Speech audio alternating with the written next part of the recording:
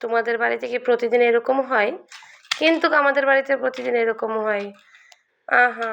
কি বলবো আর। প্রতিদিন বিকেলবেলা বা সকালবেলা এগুলো নামাবে আরিশা।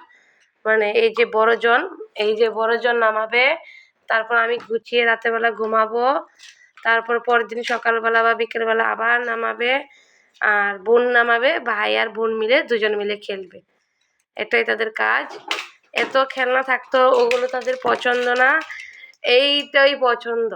মানে এই ড্রেসিং টেবিলের মধ্যে যা আছে, বাক্সের মধ্যে যা আছে সবগুলো পছন্দ। তো আর কি করার আছে? তো আবার রাতে গোছাতে হবে আমার। এই দেখো কি করছে। এই যে মাহির, দুষ্টু করছো তুমি? খাবা না? চলো। এই যে আরেকজন। কি অবস্থা দেখো গো। হায় হায় হায় হায়।